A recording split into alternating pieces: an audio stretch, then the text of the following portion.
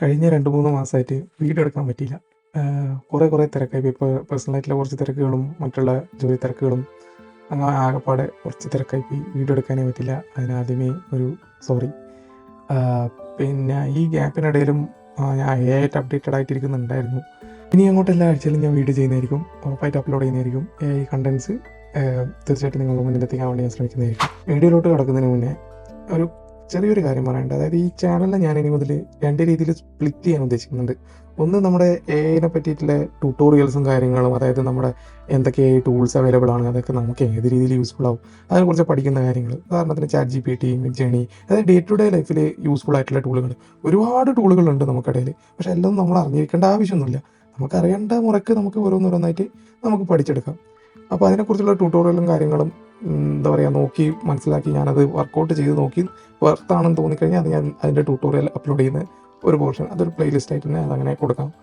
രണ്ടാമത്തെ സൈഡ് എന്ന് പറയുന്നത് ഞാൻ ഈ ജനറിക് ആയിട്ടുള്ള കാര്യങ്ങൾ, അതായത് ഇന്നത്തെ വീഡിയോയിൽ ഞാൻ പറയാൻ ഉദ്ദേശിക്കുന്ന കാര്യങ്ങളും ലാസ്റ്റ് വീഡിയോയിൽ ഞാൻ ചെയ്തതുപോലെ, അതായത് എത്തിക്സിനെ കുറിച്ചും നമ്മൾ AI കുറിച്ച് അറിഞ്ഞിരിക്കേണ്ട ആവശ്യകതയെക്കുറിച്ചൊക്കെ പറയുന്ന ആ ഒരു മോഡലിലുള്ള വീഡിയോസ്. അപ്പോൾ ഇന്നത്തെ വീഡിയോ ഏകദേശം അതിനെക്കുറിച്ചൊക്കെയാണ് ഞാൻ പറയാൻ പോകുന്നത്. അപ്പോൾ നമുക്ക് വീഡിയോയിലോട്ട് കിടക്കാം.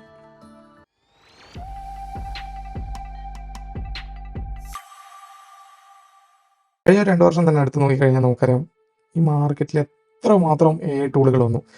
AI ടൂളുകൾ മാത്രമല്ല, AI ഡിവൈസസുകൾ വരെ വന്നു.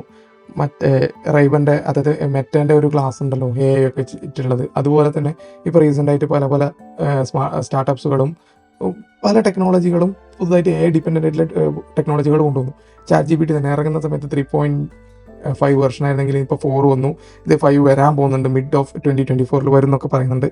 അപ്പോൾ അത്രയും അഡ്വാൻസ്മെൻറ്റ് വരുന്നുണ്ട്. ഇതൊക്കെ കണ്ടു കഴിഞ്ഞാൽ തന്നെ നമുക്ക് അത്രയും ഒരു ഓവർവെൽമ ആവുന്നുണ്ട്. അതായത് നമ്മൾ അത്രയും ഇംപ്രസ് ആവും. കാരണം അതൊരു ഒരു ഒരു ഹ്യൂമൻ ഇൻ്റലിജൻസിൻ്റെ ഒരു ടച്ച് നമുക്കതിൽ കാണാൻ പറ്റും. ഇപ്പോൾ നമ്മളൊരു ഒരു ആർട്ടിസ്റ്റ് വരച്ച ഒരു പിക്ചർ എടുത്ത് നോക്കിക്കഴിഞ്ഞാൽ തന്നെ നമ്മൾ ചിന്തിക്കും, ഇതെനിക്ക് എങ്ങനെയാണ് വരച്ചത്. അപ്പോൾ ആ സമയത്ത് നമ്മൾ മിഡ്ജേണി വരച്ച ഒരു ഇമേജ് എടുത്ത് കൊണ്ടുവരുന്നത്, രണ്ടും തമ്മിലുള്ള ഒരു ഡിഫറൻസ് നമുക്ക് കമ്പയർ ചെയ്താൽ കണ്ടുപിടിക്കാൻ പറ്റില്ല.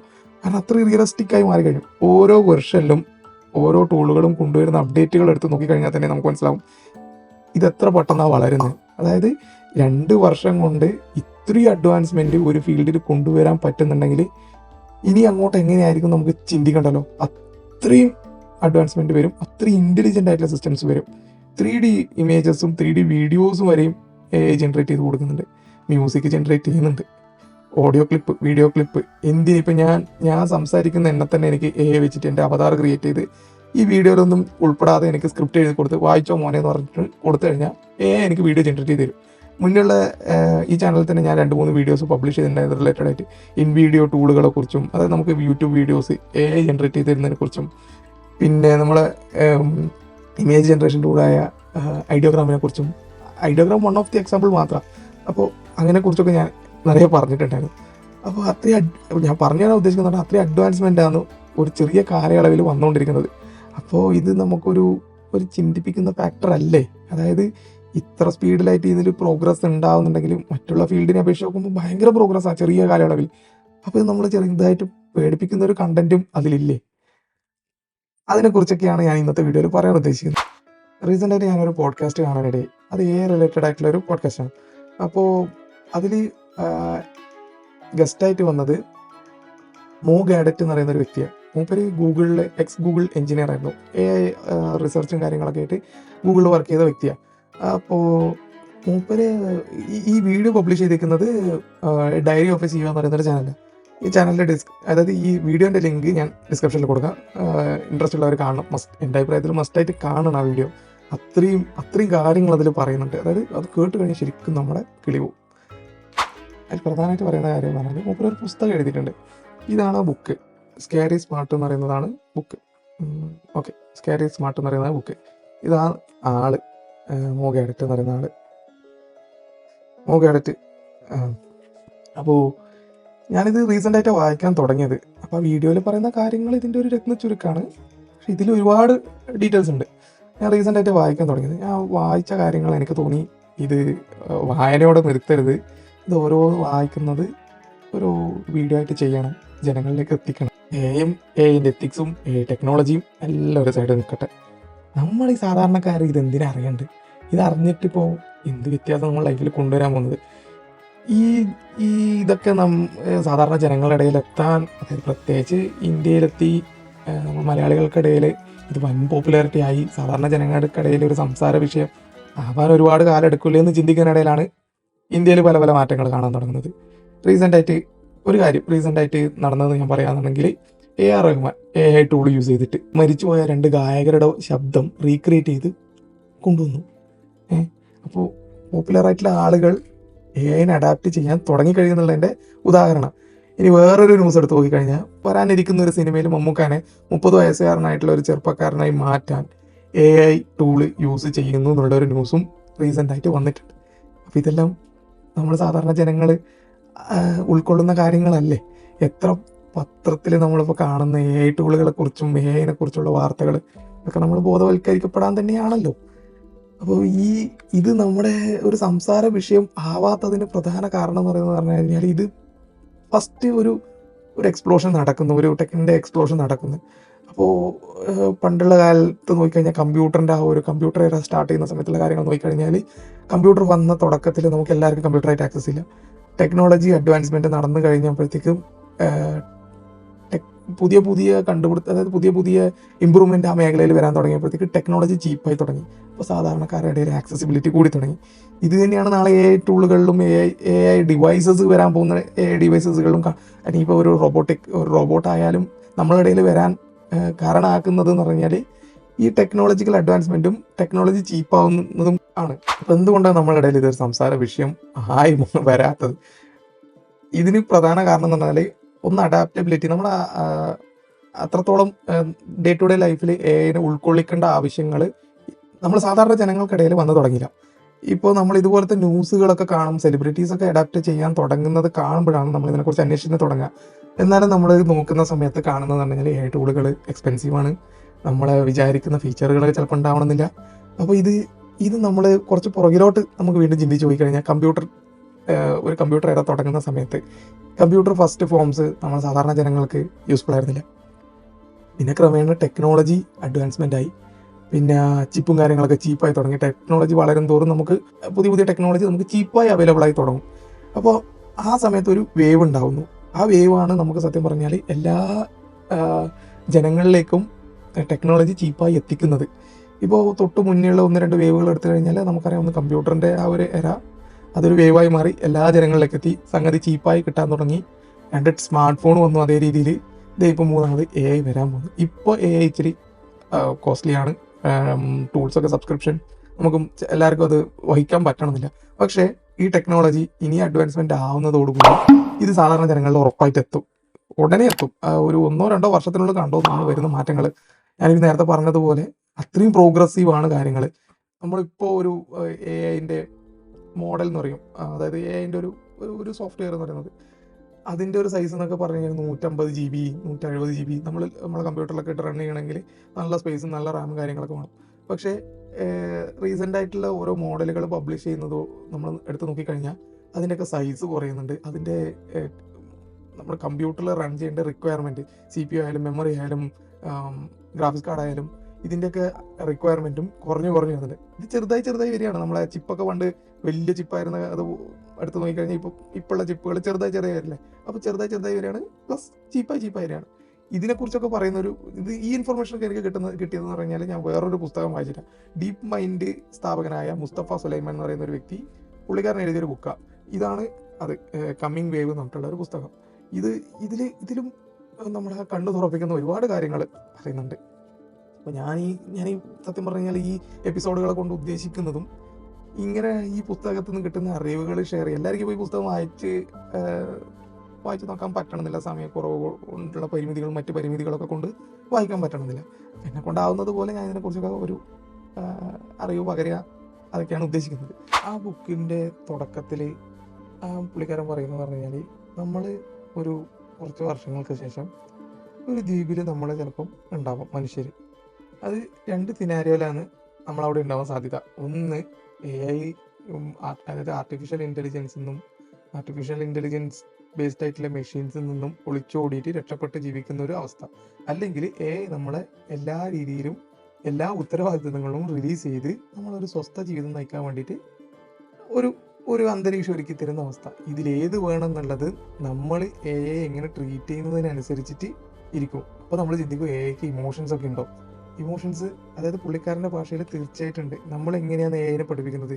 ഒരു റിവാർഡ്, ഒരു പനിഷ്മെൻറ്റ്, ഈ ഒരു സിസ്റ്റത്തിലാണ് നമ്മൾ പഠിപ്പിക്കുന്നത്. അതായത് ഇപ്പോൾ നമ്മളിപ്പോൾ ഒരു ടാസ്ക് നമ്മൾ ഒരു അച്ചീവ്മെൻറ്റ് ചെയ്ത് കഴിഞ്ഞാൽ ഒരു റിവാർഡ് നമ്മൾ കൊടുത്തിട്ടാണ് എ ഐനോട് പറയുന്നത്, ഇത് ചെയ്ത് കഴിഞ്ഞാൽ ഈ റിവാർഡ് നിനക്ക് കിട്ടും, ഇത് ചെയ്ത് കഴിഞ്ഞാൽ നിനക്ക് പനിഷ്മെൻറ്റ് കിട്ടും. അപ്പോൾ എന്ത് ചെയ്യും? ആ റിവാർഡ് മാക്സിമൈസ് ചെയ്യാനും നോക്കും, പനിഷ്മെൻറ്റ് മിനിമൈസ് ചെയ്യാനും നോക്കും. അതാണല്ലോ നമ്മൾ കണ്ടുവരുന്നത്. അതായത് ഇപ്പോൾ ക്ലാസിഫൈ ഒരു പിക്ചർ എടുത്ത് ക്ലാസിഫൈ ചെയ്യുന്നതാണെങ്കിലും ആദ്യം പൂച്ചേൻ്റെ ചിത്രം കാണിച്ച് പൂച്ചയാണോ നോക്കും. പൂച്ച അല്ലാതെ കണ്ടിട്ടുണ്ടെങ്കിൽ നമ്മളൊരു പനിഷ്മെൻറ്റ് കൊടുക്കും പോലെ. അത് ആ പ്രോഗ്രാമിൻ്റെ ഭാഗമായിട്ട് ചെയ്യുന്ന കാര്യങ്ങൾ. അപ്പോൾ ആ രീതിയിലാണ് എ ഐ പഠിച്ചു വരുന്നത്. അപ്പോൾ ഇത് സിമ്പിൾ ഫോമിലും ഇങ്ങനെ തന്നെയാണ്, അഡ്വാൻസ് ആയി കഴിഞ്ഞാലും ഇതൊക്കെ തന്നെയാണ് ബേസിൽ വരുന്നത്. അപ്പം അങ്ങനെ നോക്കിക്കഴിഞ്ഞാൽ ഒരു റിവാർഡ് പനിഷ്മെൻറ്റ് മോഡലിൽ നമ്മൾ എ ഐനെ പഠിപ്പിച്ചത് ഓട്ടോമാറ്റിക്കലിയിട്ട് ഒരു ഘട്ടത്തിൽ ഇമോഷണലായി മാറും. അത് ഇപ്പോഴും പുള്ളിക്കാരുടെ ഭാഷയിൽ അത് ഇമോഷണലാണ്. ഇനിയും ഇമോഷൻസ് അതിന് കൂടുതലായി വരികയുള്ളൂ.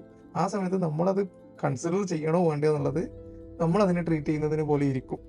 ആൽഫാഗോനെ പറ്റിയും IBM വാട്സിനെ പറ്റി എത്ര പേർക്ക് അറിയുമെന്ന് എനിക്കറിയില്ല. രണ്ടും വേൾഡ് ചാമ്പ്യൻസിനെ ബീറ്റ് ചെയ്തിട്ടുള്ള AI പ്രോഗ്രാംസ് ആയിരുന്നു. അതായത് ഒന്ന് IBM വാട്സ് എന്ന് പറയുന്നത് ചെസ് കളിക്കുന്ന ഒരു AI സിസ്റ്റം. അത് ബേസിക്കലി സാധാ പ്രോഗ്രാമേഴ്സ് ഒരുപാട് പ്ലേയേഴ്സ് വെച്ചിട്ട് അതിനെ പ്രോഗ്രാം ചെയ്ത് അത് വെച്ചിട്ടാണ് നമ്മളെ വേൾഡ് ചാമ്പ്യനായ കാസ്പറോവിനെ ബീറ്റ് ചെയ്തത്. പക്ഷേ ആൽഫാഗോ എന്ന് പറയുന്നത് നമ്മുടെ ഡീപ് മൈൻഡ് എന്ന് പറയുന്ന ഒരു കമ്പനി, ഗൂഗിളിന്റെ ഡീപ് മൈൻഡ് എന്ന് പറയുന്ന ഒരു കമ്പനി, അവിടുത്തെ സയന്റിസ്റ്റുകൾ പ്രൊഡ്യൂസ് ചെയ്ത ഒരു AI സിസ്റ്റം ആയിരുന്നു. ഇവിടെ AI എന്താ ചെയ്തതെന്ന് പറഞ്ഞാൽ, എന്താ പറയുക, നമ്മൾ നേരത്തെ പറഞ്ഞ പോലെ ഒരുപാട് പ്രോഗ്രാം വെച്ചിട്ട് നമ്മൾ കളി പഠിപ്പിച്ചു കൊടുക്കല്ല. ഇത് ഓട്ടോമാറ്റിക് ആയിട്ട് ഇത് തന്നെ സ്വയം കളിച്ച് ഇതിന്റെ പല വെർഷൻസ് ക്രിയേറ്റ് ചെയ്ത് അത് തന്നെത്താൻ കളിച്ച് തമ്മിൽ കളിച്ച് അവിടെ നിന്ന് ഇമ്പ്രൂവ് ചെയ്ത് വേൾഡ് ചാമ്പ്യൻ ആയിരുന്ന ലീ സിഡോൾ എന്ന് പറയുന്ന ഒരു കൊറിയൻ പ്ലെയർ ഉണ്ട്. ചങ്ങായി എന്ന് പറഞ്ഞു കഴിഞ്ഞാൽ ഈ ഗോ ഗെയിമിന്റെ, അതായത് ഗോ എന്ന് പറയുന്നത് ഒരു ബോർഡ് ഗെയിമാണ്. ബോർഡ് ഗെയിമിൽ ഒരു 19 കളങ്ങളുണ്ടാവും, തലങ്ങനെ വിലങ്ങനായിട്ട് 19 കളങ്ങൾ. അതിൽ ഓരോ മൂവ്സിനെ പറ്റിയും പറയുന്നത് വെച്ചാൽ അത്രയും കോംപ്ലക്സ്. അതായത് ഗോയിലെ മൂവുകൾ എടുത്തു കഴിഞ്ഞാൽ നമ്മുടെ ഈ പ്രപഞ്ചത്തിലെ മൊത്തം ആറ്റങ്ങളെക്കാട്ടും അധികം മൂവ്സ് അതിൽ ഒരു പ്ലെയറിന് കളിക്കാൻ പറ്റും എന്നാണ് പറയുന്നത്. അതിൽ വേൾഡ് ചാമ്പ്യൻ ആയിരുന്ന ലീ സിഡോളിന്റെ ആൽഫാഗോ ബീറ്റ് ചെയ്തിട്ടുണ്ട്. അപ്പോൾ ആൽഫാഗോ എന്ന് പറയുന്നത് ഇവരുടെ ഒരു AI സിസ്റ്റമാണ്. അത് ഗോ എന്നുള്ള ഒരു ഗെയിമിലാണ് അത് സ്പെഷ്യലൈസ് ചെയ്തിരിക്കുന്നത്. അപ്പോൾ അതിനെക്കുറിച്ചുള്ള ഒരു ഇൻട്രസ്റ്റിംഗ് ഫുൾ ഡോക്യുമെന്ററി യൂട്യൂബിലുണ്ട്, ഞാൻ ലിങ്ക് ചെയ്യാൻ ഡിസ്ക്രിപ്ഷനിൽ ഇടാം. ഇതുവരെയുള്ള AI ആപ്ലിക്കേഷൻസ് ആയാലും പ്രോഗ്രാംസ് ആയാലും നമ്മൾ കണ്ടുവരുന്നത് പറഞ്ഞാൽ ഒരു സ്പെസിഫിക് ഫീൽഡിൽ അൾട്ടിമേറ്റ് ആയിട്ടുള്ള ഒരു ഇന്റലിജൻസ് അതിനുണ്ട്. അത് ഒരു ഫീൽഡിൽ അതിലെ രാജാവുക. അപ്പോൾ ഇത് ഒരു 2029 ആകുമ്പോഴത്തേക്ക് ഈ ഒരു മേഖല വിട്ടിട്ട് പല മേഖലകളിൽ സൂപ്പർ ഇന്റലിജന്റ് ആയിട്ടുള്ള മെഷീൻസിനെ നമുക്ക് കാണാൻ പറ്റും. 2049-50 ആ ഒരു കാലഘട്ടം ആകുമ്പോഴത്തേക്കും ഏറ്റവും സ്മാർട്ടസ്റ്റ് ആയിട്ടുള്ള പേഴ്സണേക്കാളും ബില്യൺ ടൈം സ്മാർട്ടഡ് ആയിട്ടുള്ള AI സിസ്റ്റത്തിനെ നമുക്ക് കാണാൻ പറ്റും. അതായത് ആർട്ടിഫിഷ്യൽ ജനറൽ ഇന്റലിജൻസ് എന്ന് പറയും. അതായത് ജനറൽ ആയിട്ടുള്ള എല്ലാ ഇതും അതിന് അച്ചീവ് ചെയ്യാൻ പറ്റും. ഇപ്പോൾ ഞാൻ പറഞ്ഞ നേരത്തെ കേസിൽ സ്പെസിഫിക് ആയിട്ടുള്ള കാര്യങ്ങൾക്ക് മാത്രമേ AIക്ക് പറ്റുന്നുണ്ടായിരുന്നുള്ളൂ. പക്ഷേ ഇനി അങ്ങോട്ട് ജനറൽ ആയിട്ടുള്ള കാര്യം, അതായത് നമ്മൾ ഡേ ടു ഡേ ലൈഫിൽ ചെയ്യുന്ന എന്ത് കാര്യമായാലും AIക്കും ചെയ്യാൻ പറ്റും. അതിനെയാണ് ജനറൽ ഇന്റലിജൻസ് എന്ന് പറയുന്നത്. അപ്പോൾ ആ ഒരു സ്റ്റേജിലോട്ട് എത്തിക്കഴിയുന്നതോടെ നമ്മളെ കാട്ടും ഒരു ബില്യൺ ടൈംസ് സ്മാർട്ടായിട്ടുള്ള AI സിസ്റ്റത്തിന് നമുക്ക് കാണാൻ പറ്റും. ഇപ്പോൾ കറണ്ടായിട്ട് എടുത്ത് നോക്കിക്കഴിഞ്ഞാൽ ChatGPT GPT-4ന്റെ IQ എന്ന് പറയുന്നത് 155 ഐൻസ്റ്റീൻ്റെ IQ എന്ന് പറയുന്നത് 160 സംതിങ്ങാണ്. അപ്പോൾ അത്രത്തോളം എത്തി. ഇനിയിപ്പോൾ GPT-5 വരുന്നുണ്ട്, ദൈവത്തിന് അറിയാം. പിന്നെ അടുത്ത നോക്കിക്കഴിഞ്ഞാൽ നമ്മൾ പിന്നെ മനുഷ്യരുടെ കേസ് എടുത്ത് നോക്കിക്കഴിഞ്ഞാൽ നമ്മൾ പൊതുവെ തെറ്റുന്ന് പഠിക്കുന്നത്, ഇപ്പോൾ ഒരു ക്രൈസിസ് ഉണ്ടായി, ഒരു തെറ്റ് ഉണ്ടായി, അതൊന്നും നമ്മൾ പുതിയ പാഠങ്ങൾ പഠിക്കുന്നത്. ഇപ്പം ഞാൻ പഠിച്ച പാഠങ്ങൾ എനിക്ക് മറ്റൊരാൾക്ക് എത്ര പറഞ്ഞു കൊടുത്താലും അതിനൊരു ലിമിറ്റില്ലേ. ഇപ്പം ഞാൻ എൻ്റെ തെറ്റുകളിൽ നിന്ന് ഞാൻ പഠിക്കുന്ന അതേ അളവിൽ ഞാൻ മറ്റൊരാൾക്ക് പറഞ്ഞു കൊടുത്ത് മൂപ്പർക്ക് അത് മനസ്സിലാക്കാൻ പറ്റണമെന്നില്ല. ആ ഒരു 100% കംപ്ലീഷൻ ഇല്ല.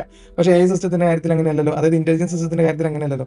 ഒരു തെറ്റ്, ഇപ്പം എന്താ പറയുക, ഓട്ടോണമസ് ആയിട്ടുള്ള കാറുകൾ എടുത്ത് നോക്കിക്കഴിഞ്ഞാൽ ഒരു കാറ് ഒരു സ്ഥലത്ത് ഒരു ഇഷ്യൂ കണ്ടു, അല്ലെങ്കിൽ ഒരു അപകടം പറ്റി, അത് പഠിച്ച പാഠങ്ങൾ അത് 100% ആയിട്ട് എല്ലാ ആ ഒരു കാറുകൾക്കും ആ ഇൻഫർമേഷൻ എത്തിച്ചിരിക്കും.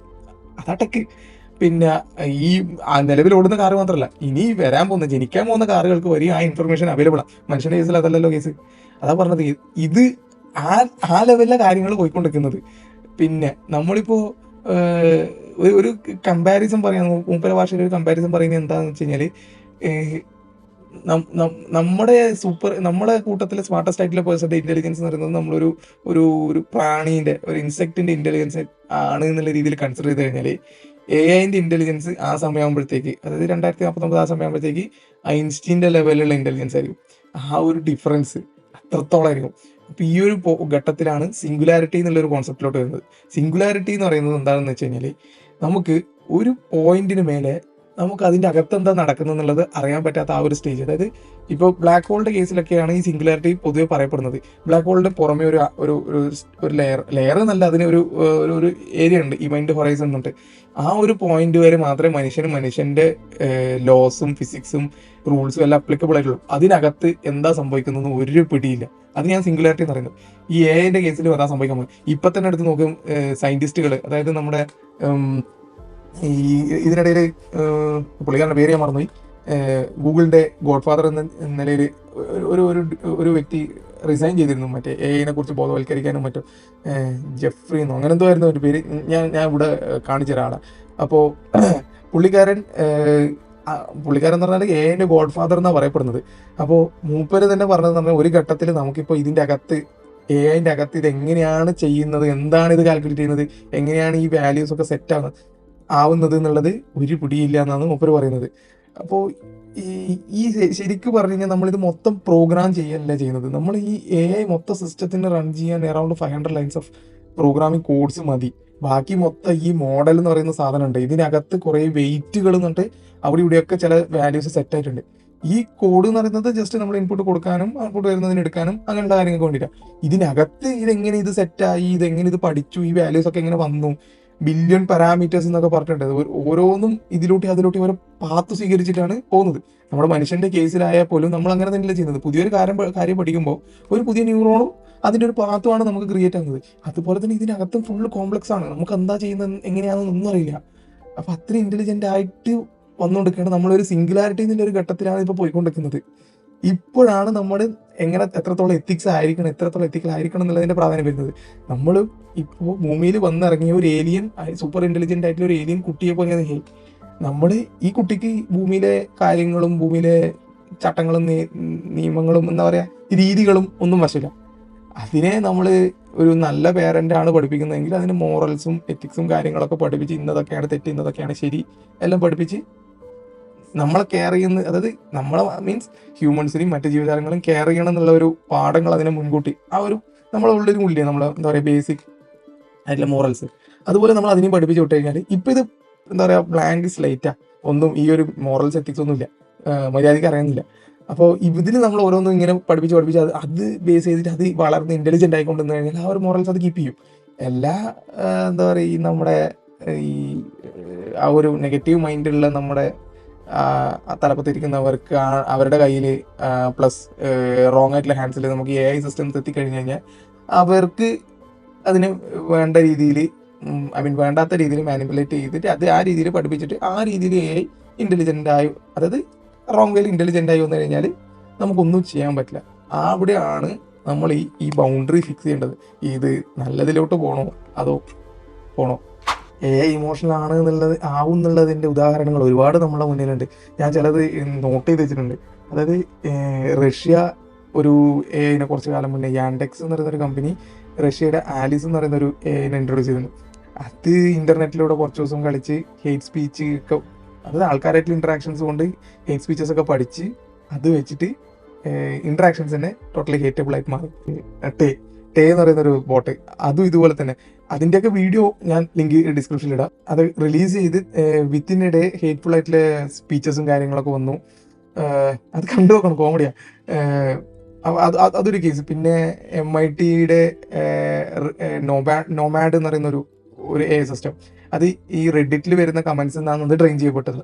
Same case. അപ്പോൾ ഇത് ഹേറ്റ്ഫുൾ ആയി മാറുക എന്ന് പറഞ്ഞാൽ അത് ഇമോഷണൽ ആയിട്ട് മാറുന്നതിനൊരു ഇതാണല്ലോ ആ ഹേറ്റ്ഫുൾ സംസാരം. മനുഷ്യനത് എന്താ പറയാ അംഗീകരിക്കാൻ പറ്റില്ല ആ ഒരു രീതിയിൽ സംസാരിക്കുന്നത്, ആരെ സംസാരിക്കുന്നതും പിന്നെയല്ലേ. അപ്പോൾ ഇതൊക്കെ ഒരു എക്സാമ്പിൾസ് ആണ് ഞാൻ ഈ പറഞ്ഞു വരുന്നത്. ഓക്കെ, ഒരു കാര്യം കൂടെ പറഞ്ഞുകൊണ്ട് ഞാൻ ഈ വീഡിയോ നിർത്തുകയാണ്. നാളെ AI ചിന്തിക്കുന്നു, ഗ്ലോബൽ വാർമിങ് മനുഷ്യനെ കൊണ്ടുണ്ടായതല്ലേ, ഇതിനൊരു സൊല്യൂഷൻ വേണ്ടേ? ഈ സൊല്യൂഷനിൽ നമ്മളെ കൂടെ ഉൾപ്പെടുത്തണോ? അതായത് ഹ്യൂമൻസ് കാരണമാണ് ഈ പ്രോബ്ലംസ് ഒക്കെ ഉണ്ടായത്. അപ്പോൾ അതിൻ്റെ സൊല്യൂഷനിൽ ഹ്യൂമൻസിനെയും കൂടി ഉൾപ്പെടുത്തണം. എന്തിന്? അതിൻ്റെ ആവശ്യമില്ല. അങ്ങനെ ആ രീതിയിൽ ചിന്തിക്കുകയാണെങ്കിൽ നമ്മൾ നോക്കാനില്ല, തീർന്ന്.